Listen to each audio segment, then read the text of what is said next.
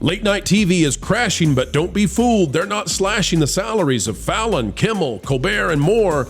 No, instead of showing them the door, they're deciding to run even more commercials, perhaps breaking records for network TV.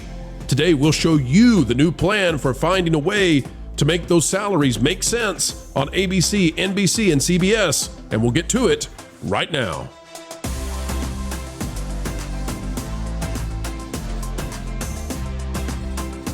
Hello, folks, and welcome back to the channel that is probably beating the ratings of late-night TV hosts like Kimmel, Colbert, and Fallon, and we do it all simply by telling the truth, keeping you ahead of the culture curve, explaining entertainment. It is a passion and a joy, even though the Hollywood elites, quote-unquote, cannot stand that we continue to beat them to story after story. Folks, we do it because of you, and you can click that like button as we get started today on the big story that is late-night TV, as we've reported before, crashing in the ratings, but finding a dashing new way to get money pouring into the coffers. Only I don't think it's going to work in the long term. We'll explain. It's time for the panel. Here we go. All right, coming to you from Late Nighter. This is by Bill Carter. We've told you before that late-night television is on the ropes. They have treated all their audiences like a bunch of dopes, switching what was the throne of Johnny Carson, of Letterman and Leno, into a game of political, rants all the time. And so that has run out of time now with Orange Man back, and late night TV ratings have dropped. They are absolutely in the gutter. But lest you shudder that they're going anywhere, don't worry. They've got a plan to save it all, and it is to rescue it with ridiculous record-breaking commercial breaks. This is out of, again, Late Nighter, Bill Carter, the writer. This is crazy. An 11-minute commercial break? That's late night in 2024. Wow, oh wow. This is what they've come down to try to save late night television because, well, they sent away everybody who would have enjoyed it if it only had not turned into a partisan slop fest. Viewers who tuned in to Jimmy Kimmel Live. Oh, Jimmy Kimmel. Oh, Jimmy. You know, and Jimmy's the worst of them. He and Colbert, they're so terrible. They've just turned into political, bomb throwers. It's crazy. But the few viewers who tuned into Jimmy Kimmel Live on a recent Monday night may have taken note of a rather lengthy commercial break in between the show's two guests that night, Garth Brooks and Drew Starkey. Now, listen, I'm not here to be mean to Garth Brooks, right? He's got friends in low places, so I don't want to say anything bad about the guy. But if you look at the guests that they're getting right now on late night TV, Garth Brooks, he was big in the 90s. We love Garth, right? His wife's a great cook, we hear. And Drew, well, he's Drew. They're not drawing the guests that they used to. Before the show resumed, they saw ads for Moana 2, the new iPhone, Versace, Eros Cologne, eBay, Starbucks, Shopify, Allstate Insurance, the new Showtime series, The Agency, Cascade Dishwasher Cubes, McDonald's, Progressive Insurance, Bose Earbuds. Folks, this is one commercial break. Turkeys from Target, Le Target, Trimfi, Skyreezy, and Cabernet for your medical conditions, as well as promos for Mary Poppins, Dancing with the Stars, and The Wonderful World of Disney Holiday Spectacular. And as a good pitch would always include many more. We're telling you, folks, that in late night TV on ABC, Disney's channel, with Kimmel, this website says all of those were in a single commercial break. This series of product messages added up to about 11 minutes and 30 seconds. In my world, we round that up to 12, but you do what you want to do, late nighter. 11 I do have a question on this. Was this during the show, or did they actually stop the show in order to do like separate commercials because of, obviously they've put ads for certain medical products like directly into some of the shows. It's going to talk about that. So this series of product messages added up to about 11 minutes, 30 seconds, but looks can be deceiving. If you were to ask the folks at ABC, owned by Disney, they'll tell you it was actually 2 5-minute commercial breaks. Jonas, did you read this article already? No, I didn't. I had assumed that they put product placement in the show as well in order to do something like this. Like there were awkward promos on ABC soap operas where they would talk about how they were going to see Doctor Strange at the movie theater. just in the middle of their conversation, things like that. Right, but this is much worse. So it was these 5-minute commercial breaks or 6-minute surrounding an in-show commercial in which Kimmel was the host of a Google Shopping branded game called Can You Gift It? Now that is bad. I mean, that's just blatant, right? In the old days, you might have Ed McMahon on the Johnny Carson show feeding a dog, a dog food brand on the show, and it was kind of tongue in cheek, like they were being over the top with their advertising, with their brand placement, and they were kind of mocking themselves for doing it. In this case, like they're flat out, the show itself is an infomercial surrounded by 6 minutes of commercials on both sides. And then they're doing guests. And the reason for that is because they sacrificed late night television, all in the chase to have political cachet. And late night, largely now, we believe is subsidized by pharmaceutical commercials, but we'll leave that for another day. But this is the state of late night. The state of late night now, after what they've done to it, is that they're having to generate massive amounts of commercials to generate revenue off of those commercials because nobody's watching. So how do you sustain the salaries of these hosts, which are insane? Remember, we talked about this before, $15 million salary for two of the hosts. I don't remember. Kimmel gets paid. It's Kimmel and Colbert that get paid $15 million. Fallon gets paid $16 million. So to satisfy that, plus all of the writers, plus all of the camera people, plus all the people who secure the studios, all of this, right? It's a massive production. To be able to justify that, now they're running essentially 11 minutes or 12 minutes straight of commercials. Like that, late night is over. This can't be sustained. Panel, what say you? This is ridiculous. I don't understand why Jimmy Kimmel at all is still on the air. To me, he is to late night what Sonny Hostin is to The View. During the day, Jimmy Kimmel's up. It's funny because I actually still like Jimmy Fallon. I don't even watch the show, but if a clip comes up on YouTube, I'll watch Jimmy Fallon. But Kimmel is off the rails awful. So is Colbert. So is I can't remember that other guy that used to be on Saturday Night Live with the Seth or something, maybe Myers. Yeah. Awful. I mean, these guys. The thing is, I go back to the late night I grew up on. Of course, Johnny Carson, and eventually that became Jay Leno, who I've seen live and is still very, very funny live. And it was so different. And what they would highlight on the shows back then, I mean, so many comedians came up on the Tonight Show with Johnny Carson. I mean, that's where so many got their start, and they would highlight, they had all kinds of different acts. They would have jugglers, they would have magicians on those shows.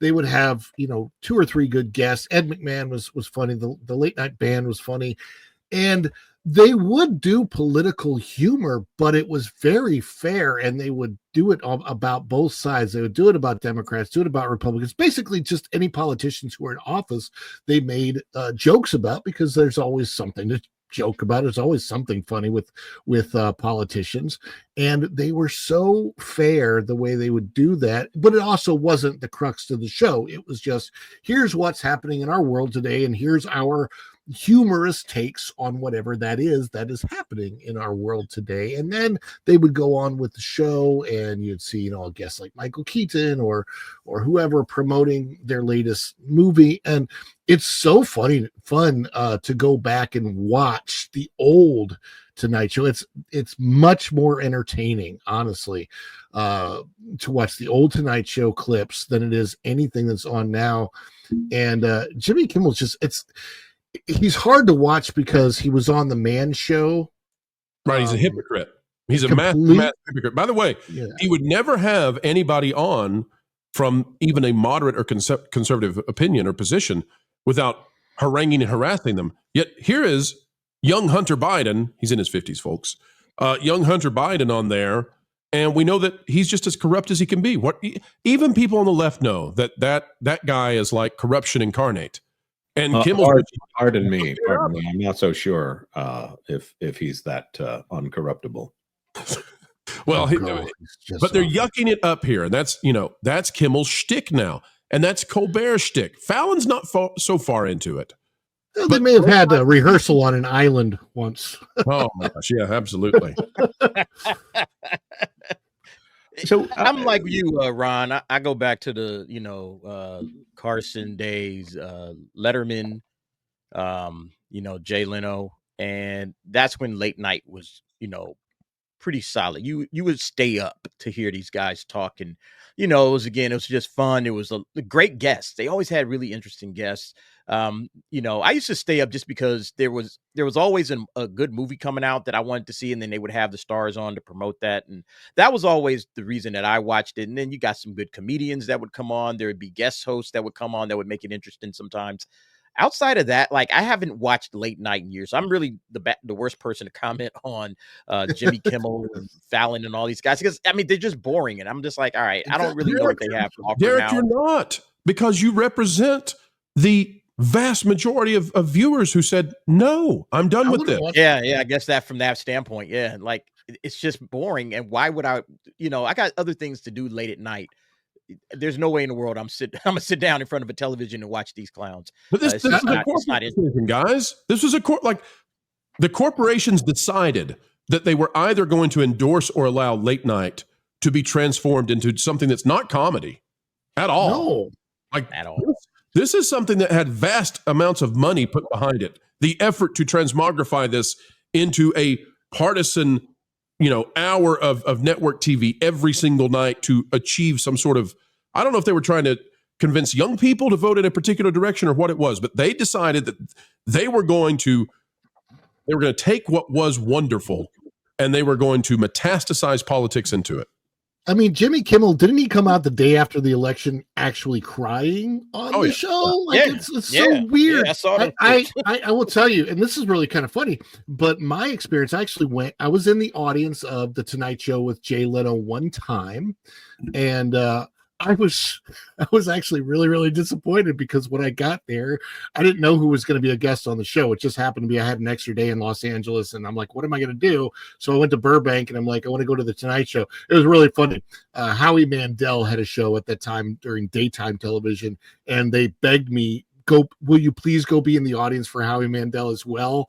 And then we'll get you a special seat for The Tonight Show. So I did that. I did both. I actually liked Howie Mandel's guest better because he had Tony Robbins on. But then I was so disappointed at Jay Leno because his guest that night was Newt Gingrich.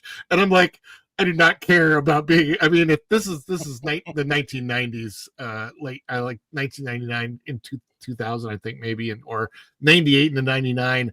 And I was like, I was a young kid. I don't care about politics at that point in time. And now somebody like Newt could never appear on late night. But it's horrible. But it's so funny. It was a fun show. It was fun to be part of the audience. Jay Leno came out, did the jokes. The show was fun. Still the show was entertaining. I can't watch Jimmy Kimmel. If I see a clip come across YouTube, I have to skip it because literally makes me want to throw up in my mouth. It's just please don't like I think he is a car salesman. He just comes across like he would do whatever it took to win at your expense. Erica, I'll tell you though, Erica, when we're talking about these 12-minute commercial breaks that they're now having to do for late night to keep them afloat, I think it's going to have the opposite effect, because I don't think people are going to sit through 12 minutes of commercials. Erica, not even here on this channel would you sit for 12 minutes through commercials to get to the pro show, would you? No, not at all. I don't even have the patience for those YouTube ads for like 38 seconds. But we love our advertisers here on YouTube. I'm writing down right now. Do not run 12-minute ads on the pro show. Do not. Okay, there's a couple of things that I want to point out here. When you have, how long is this show anyways? And these wouldn't have been the only ads. It's not like they ran ads with limited commercial interruption in order to do the whole show as an entire bit here, like they do with like important films like Saving Private Ryan and Schindler's List and things that it would be, too jarring for the audience. When you have 11 minutes of commercials in the middle of the show, do you know what kind of shows have 11 minutes of commercials? Jeopardy, Wheel of Fortune, long-running institutions that are generally immune to audience shift because they've become habit viewing. It's the kind of thing where somebody turns it on while they're eating their meal, or they have some kind of value in that way, where if between Double Jeopardy and Final Jeopardy, they will run more commercials than you can imagine. They will put something on there so that you can visually go through and it looks like the show is back, but no, it's actually an ad for some cell phone MVNO that is trying to get you to buy their cell phone through them instead of Verizon or something like that. And then another 3 or 4 minutes of commercials. If that is where Jimmy Kimmel is heading here, I think that should be the end of late night on ABC altogether. This is the bottom of the barrel. This is about as close to an infomercial as you can get. This is filling time in the space in order to not hand it to someone else. That is the end of late night on ABC if they're doing 11 minutes of commercials plus an ad read by the actual talent from the show. Absolutely. And, I miss the days of Carson having the animals on, and the funny bits they would do there. There was always there were always hijinks, and now it just seems like they're just high on their own flatulations. I don't know. Erica, is there anybody that you'd like to see maybe come on late night and take it over? Any kind of personalities? Do you think it's just done? Is it just over maybe? Have we passed that point? I just don't care for late night comedy. I've never really kept up with it. I just don't really care. With you on that. There's so much more media now than what we've had in the past. I mean, I could sit and watch YouTube. If I want to watch something comedic, there's plenty of that on YouTube through content creators. That's a fantastic point. Like, if they cannot stand on their own, they cannot stand at late night. Like, the late night hour does nothing for them anymore, because at every hour they're competing with every other funny person. And that's not to say that they're funny, but they're competing with every other funny person. Yeah. I could even scroll on Pinterest and Amazon and Windows shop for hours on end, but I'm a girl, so that's a different, Now, Erica, next you're going to say that you could burp your Tupperware, and that would be better than watching late night. And that would probably be true. This baby to bed. This video is over. Turn off the lights, but not quite yet, folks, because we do ask one final thing before we say goodbye. And that is, would you consider clicking the like button, share, subscribe, click it and stick it to those algorithms. It is the notification bell, and drop a comment down below. Also greatly appreciated, anytime you would like to share this out on your favorite social media platforms, well, we would love that. And we'd also love to hear your thoughts. Folks, drop a comment down below and use that beautiful mind of yours. If you would not mind, we'd love to know what you're thinking. Also, if you would like to become a member of the channel, it's as simple as clicking the join button.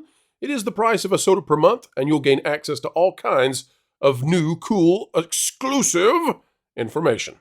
Folks, until the next time we have the honor of spending time with you, keep learning, keep growing, and as always, keep having fun.